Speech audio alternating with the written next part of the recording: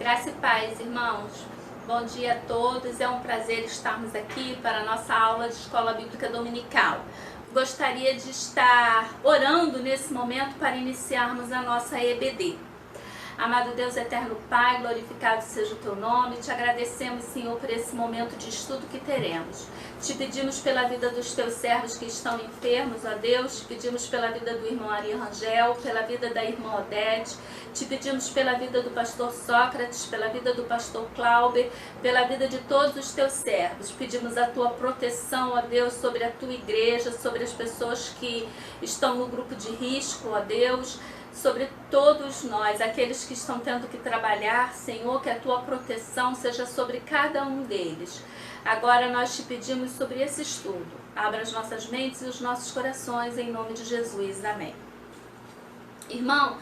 Irmãos, a carta de Paulo aos Efésios, ela é uma carta que foi escrita da prisão. Paulo estava preso, na sua primeira prisão em Roma. Paulo escreveu essa carta. A igreja de Éfeso é uma igreja muito importante dentro do ministério de Paulo. Paulo visitou a cidade de Éfeso durante a sua segunda viagem missionária. Paulo passou por ali com Áquila e Priscila. Paulo segue adiante a viagem e Áquila e Priscila ficam naquela cidade. Quando Paulo volta na terceira viagem, Paulo encontra ali formada já uma igreja. E então nós temos por fundadores da igreja de Éfeso, Áquila e Priscila. E nessa terceira viagem, Paulo vai se deter em Éfeso, ele vai fazer de Éfeso o ponto central do seu ministério, durante 3 anos. As viagens, os anos total de viagem de Paulo foram 12 anos. Durante 12 anos, Paulo viajou em suas viagens missionárias. Desses 12 anos, 3 ele passa na cidade de Éfeso.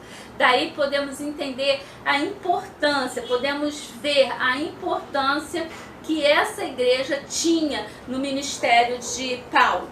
Depois de Paulo, Timóteo liderou a igreja de Éfeso. Ele liderou a igreja por algum tempo e mais tarde o apóstolo João usou a cidade de Éfeso como base da sua operação. Agora eu gostaria de falar com vocês sobre o que é uma epístola. Alguns dizem carta, outros dizem uma epístola. Então, existe uma diferença de carta para epístola. A epístola, ela é uma forma literária artística ou uma forma, uma espécie de literatura destinada a um determinado público. Mas para entendermos isso, nós temos que entender que, embora a carta de Éfeso, assim como toda a Bíblia, ela foi inspirada pelo Espírito Santo de Deus, que inspirou os autores a escrever, as cartas, as epístolas, o livro dos profetas e tudo mais. Toda a Bíblia foi inspirada por Deus através do Espírito Santo.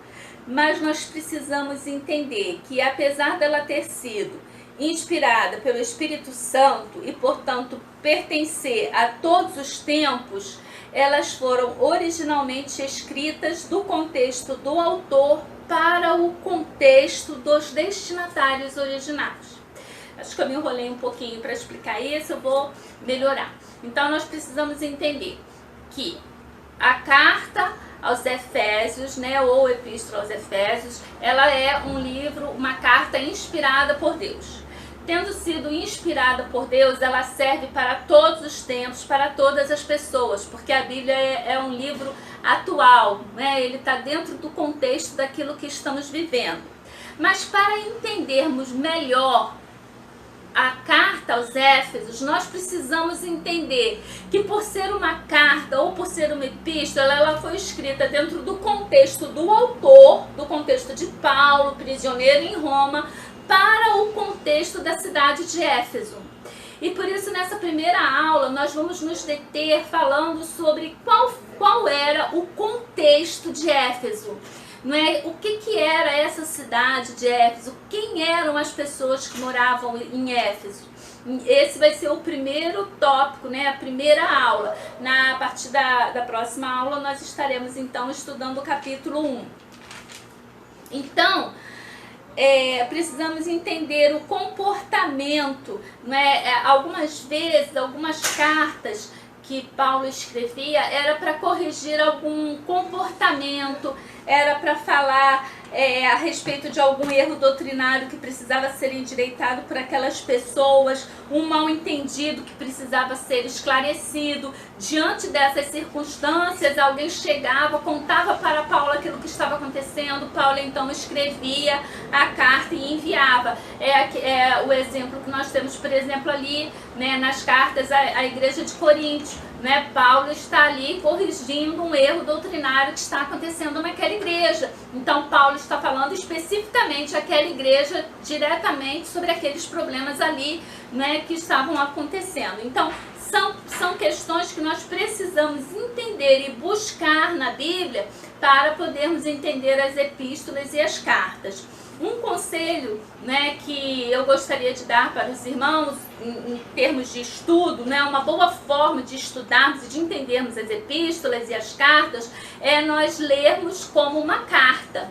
Então, você não recebe uma carta e você lê a carta por parte. Você faz isso? Recebeu uma carta lá da sua mãe, do seu namorado, aí você pega a carta, lê um pedaço da carta hoje, amanhã você lê outro pedaço, depois você guarda um outro pedaço para ler no outro dia. Não, a gente pega a carta e a gente lê de uma vez. Então essa carta, não é, o livro de Efésios, que eu separei, tirando ali todos os capítulos, todos os versículos, e está disponível para os irmãos, eu gostaria que vocês pegassem e lessem esses 6 capítulos de uma só vez, como se fosse uma carta. Recebeu a carta, você está lendo a carta.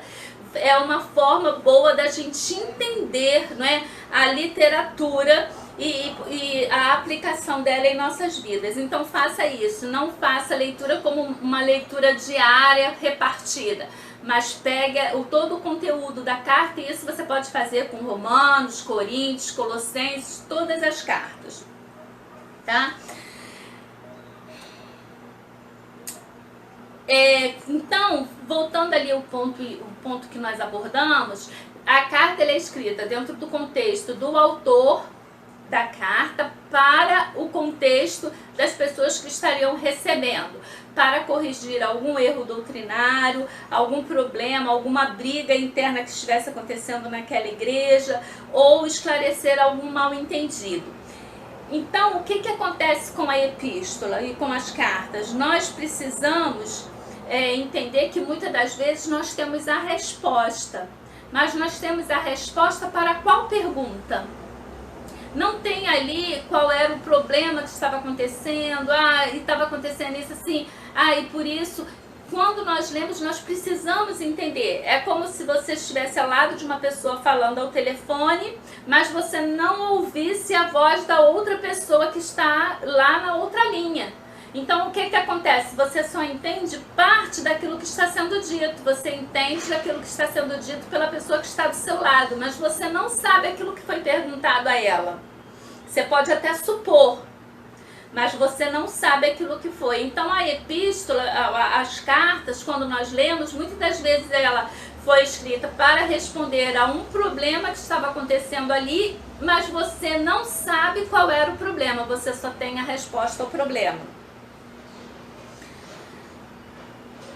O primeiro ponto, né, que nós precisamos entender também para estudarmos uma epístola, para termos um bom entendimento da epístola e para respondermos a essa questão aqui, de muitas das vezes nós somente lendo a epístola nós não conseguimos entender qual era o problema, nós precisamos ver o contexto histórico.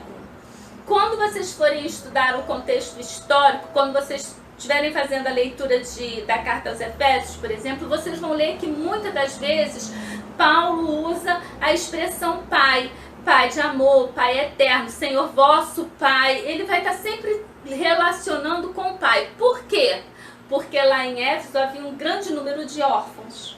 Então são essas questões que são importantes a gente entender dentro do contexto histórico para podermos entender da melhor forma as epístolas. Tá? O contexto histórico, então. Éfeso era um grande centro comercial, político e religioso. Tá? Então era uma cidade ali completa, ela era muito importante comercialmente, ela era muito importante politicamente e ela tinha ali uma grande influência religiosa, atuava sobre aquela cidade. Ela foi a cidade mais importante do ministério de Paulo. A igreja foi fundada por Áquila e Priscila, não é, que ficaram ali durante a segunda viagem de Paulo aos Efésios. Só para os irmãos entenderem, a Roma, ela tinha em torno de 1,5 milhão de habitantes, tá? Roma, ela tinha 1,5 milhão de súditos, né?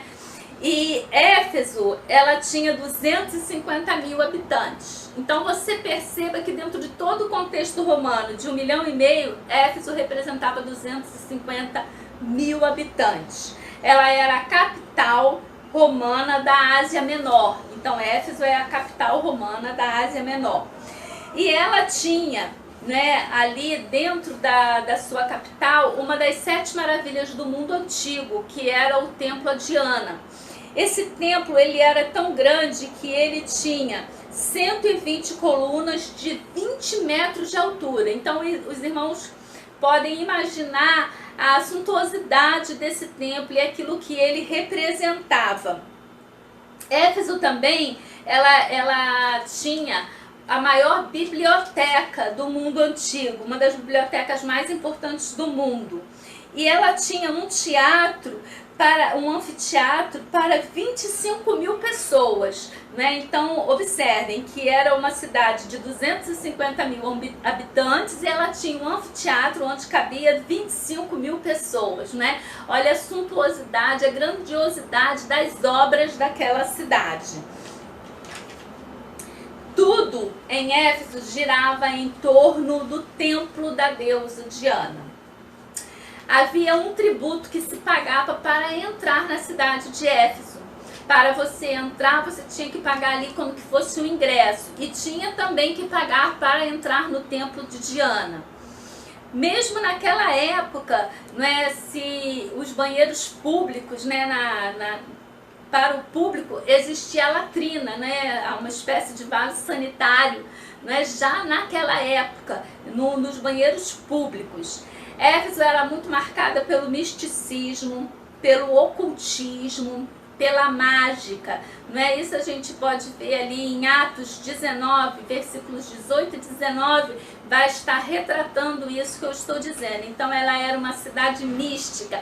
Isso a gente vai entender também porque a gente vai ver, por exemplo, no capítulo 2, ele sempre falando sobre o mistério. Porque o mistério vos foi revelado. E isso a gente pode entender. Por que às vezes Paulo vai usar determinadas palavras ou determinadas expressões ao escrever carta para determinada cidade, determinada igreja e não usa para outra, né? Por que aqui Paulo vai enfatizar tanto a questão da paternidade? Nós precisamos entender o seguinte: Éfeso girava em torno da cidade, do templo a Diana. Então, dentro desse templo, haviam as sacerdotisas, que eram prostitutas religiosas. E elas tinham relações sexuais com os homens. Havia ali cultos de orgia e outras coisas mais. Mas, enfim, o que nos interessa é que essas mulheres engravidavam. E elas não podiam ficar dentro do templo grávidas, elas não podiam levar seus filhos para os templos, então elas eram abandonadas na cidade. Ao ter os seus filhos, eles eram abandonados e elas voltavam para a sua atividade de sacerdotisa no templo. Então Éfeso era uma cidade composta de muitos órfãos, filhos das sacerdotisas do templo de Diana, que não eram cuidados por suas mães e não sabiam nem quem eram seus pais. Por isso Paulo vai enfatizar tanto a questão de pai, porque aquele membro da igreja de Éfeso que estava recebendo aquela carta, ele tinha que entender que ele podia não ter um pai terreno, mas ele tinha um pai celestial, que era por ele, que cuidava dele. Esse é um dos contextos. A cidade de Éfeso também era uma cidade matriarcal. O centro da cidade era o templo a Diana. Tanto que lá em Atos também nós vamos ver uma briga, não é, que acontece porque as pessoas se reúnem lá no anfiteatro e querem, né, acabar, porque conforme as pessoas estavam se convertendo, estavam largando ali, deixando de fazer aquele consumo, né, das coisas voltadas para o templo, para a idolatria Diana. Então os comerciantes se reúnem ali numa revolta, porque querem expulsar Paulo e as pessoas que estão com ele, porque estavam atrapalhando o seu comércio. Então a gente pode entender que o comércio, tudo girava em torno de Diana. Então aqui Paulo vai mostrar na carta aos Efésios a centralidade de Cristo. A carta aos Efésios é uma carta que ela marca a centralidade de Cristo. Por quê? Porque em Éfeso a centralidade era o culto a Diana. Então, Paulo está mostrando a diferença, que a centralidade da nossa vida, ela é Cristo. Então, eu falei, não é, que o Templo de Diana era uma das 7 maravilhas do mundo, não é? Ele era todo feito em mármore branco, né? E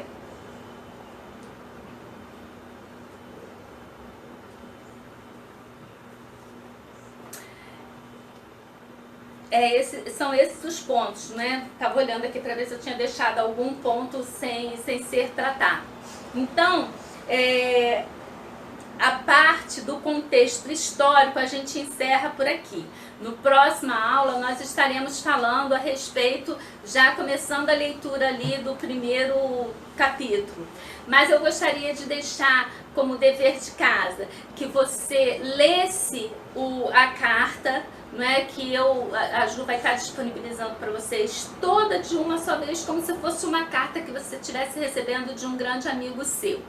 E depois eu queria que você marcasse todas as vezes que você lê a palavra Pai. Marca lá, né? Eu disse para você que se repete muitas vezes. Então, vai lá e faça esse exercício. Toda vez que você lê que Paulo falou Pai, você vai lá e sublinha essa palavra na sua Bíblia ou na folha que você imprimir. Faça esse exercício, estude, ore, não é? Peça ao Senhor que venha abrir a sua mente e o seu coração para aquilo que nós estaremos estudando. Amém.